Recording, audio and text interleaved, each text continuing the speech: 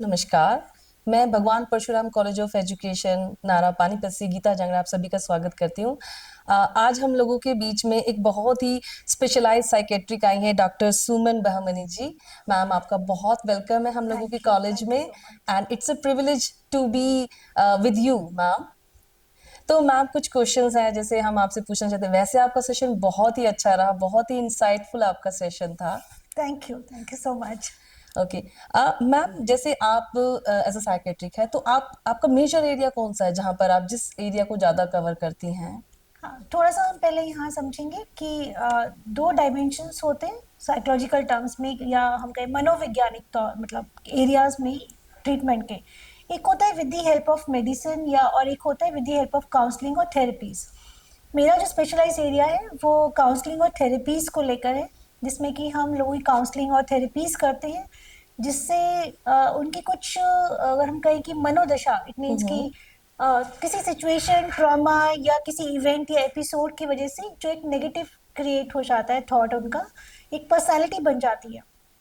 कुछ बच्चों को अगर मैं आज की डेट में बात करूं, तो हम नई सिचुएशन में आने से पहले भी अपने आप को एक काउंसलर के पास मिलकर समझने की कोशिश करते हैं। Yes exactly. Marriage counselling, pre marriage counselling, relationship counselling, ये थोड़ा सा मेरा ज़्यादा स्पेशलाइज्ड है। अगर हम बात करें कि साइकोलॉजिकल टर्म्स में काउंसलिंग आपका स्पोर्ट्स साइकोलॉजिस्ट करता है या क्रिमिनल हो गया, बट जो मेरा एरिया है वो आप एज ए ह्यूमन बीइंग आपकी जो पर्सनालिटी, टेंडेंसी और जो बिहेवियर है उस पर काम करना है। Okay ma'am. तो मैम आप ये बताइए, जैसे हम लोग जैसे स्टूडेंट्स हैं तो स्टूडेंट्स के पास जो फोकस प्रॉब्लम है, जो वो फोकस नहीं कर पाते हैं बेसिकली जब वो क्लासरूम में होते हैं, तो हम डे बाय डे देख रहे हैं कि उसमें उसकी क्वालिटी में कमी आ रही है। बच्चे बहुत जल्दी फोकस लूज कर रहे हैं। तो what do you think ma'am, क्या मेजर रीजन है इसके पीछे और क्या हम कर सकते हैं इसके लिए एज अ टीचर? आजकल के दौर में बीइंग ए टीचर तो ये सबसे बड़ा चैलेंज है कि हमारा बच्चा फोकस नहीं कर रहा। जब हम उसको जो बता रहे हैं वो सुन नहीं पा रहा, समझ नहीं पा रहा और अपना रिस्पॉन्स नहीं कर पा रहा।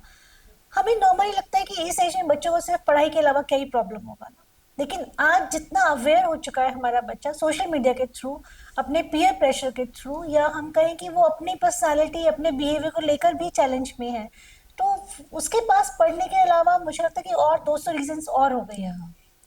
अब यहाँ पे टीचर की रिस्पॉन्सिबिलिटी बढ़ जाती है कि टीचर एटलीस्ट उस ये समझे कि मेरा रोल पढ़ाने का है, बट वो तब पढ़ा पाएंगे जब उसके जो बाकी पैरामीटर्स या डायमेंशंस हैं जिनकी वजह से वो डिस्टर्ब है, उनको सॉर्ट आउट करे या उन पे बात करे बिना पढ़ाना एक चैलेंजिंग हो जाता यस। है। तो टीचर का थोड़ा सा ये रिस्पॉन्सिबिलिटी ज़्यादा बढ़ जाता है, उनका ड्यूटी भी ज़्यादा बढ़ जाती है कि वो बच्चे के ओवरऑल बिहेवियर पे काम करना पड़ेगा जी। कि किस स्पेसिफिक प्रॉब्लम से बच्चा गुजर रहा है, किस एज ग्रुप का है। बहुत बार हार्मोनल चेंजेस होते हैं, बहुत बार पीयर प्रेशर अपने आप में एक चैलेंज होता है, बहुत बार फैमिली का इन्वायरमेंट होता है, या उसका कोई पर्सनल थॉट प्रोसेस है। यस। तो ये थोड़ा सा हमें, अगर हम कहें कि 40 मिनट का सेशन है, तो 5 से 7 मिनट्स हमें इस डायमेंशन को भी देना पड़ेगा।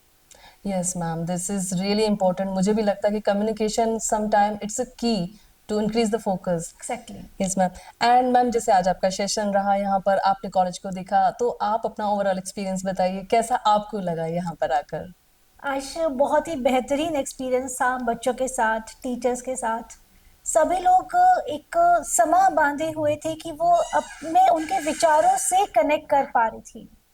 सभी लोगों की आंखें, उनका बिहेवियर, उनका जो वाइब्रेशन था वो मुझसे सवाल जवाब से कनेक्ट हो पा रहा था। ये मुझे बहुत अच्छा लगा कि एक जो एनर्जी थी पूरे ऑडियंस में, वो फील आ रही थी कि उनकी आंखें मुझसे कुछ कह रही हैं और जो मैं उनको कहना चाह रही हूँ वो प्रोसेस हो रहा है।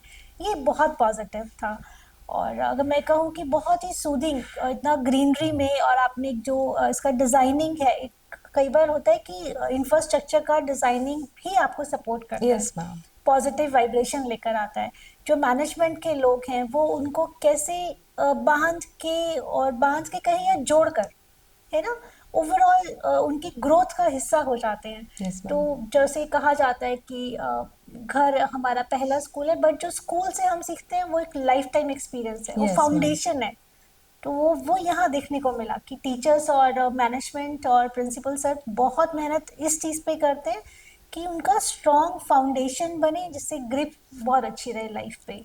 तो बहुत ही Yes, बढ़िया एक्सपीरियंस था। thank you, ma'am. Thank you so much, ma'am.